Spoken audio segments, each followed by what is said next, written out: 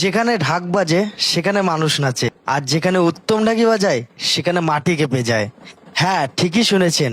বালুরঘাটের মাটিতে জন্ম নেওয়া উত্তম ঢাকি আজ শুধু একজন ঢাকওয়ালা নয়, তিনি হলেন একটা অনুভূতি, একটা ভাইবস, আর একটা এনার্জির বিস্ফোরণ।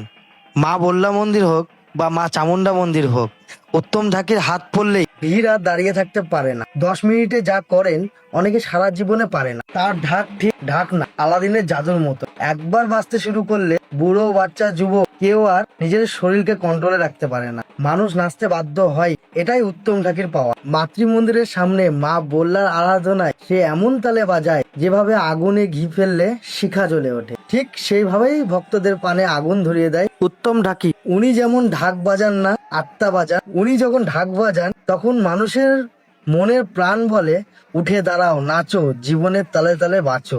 মানুষ বলেন ঢাক তো সবাই বাজায়, কিন্তু সুরকে আগুনে পরিণত করতে শুধু একমাত্র উত্তম ঢাকিই পারে। আর আজ সেই তার ট্যালেন্ট সারা দুনিয়ার সামনে তুলে ধরছে।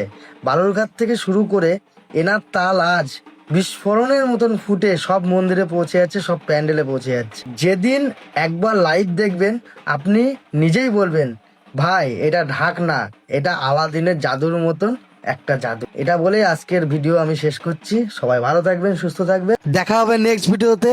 ততক্ষণের জন্য আমার এই ভিডিওটা লাইক, কমেন্ট এবং শেয়ার অবশ্যই করবেন, এবং পেজটাকে ফলো করে রাখবেন। আর ইউটিউব থেকে দেখলে সাবস্ক্রাইব অবশ্যই করবেন।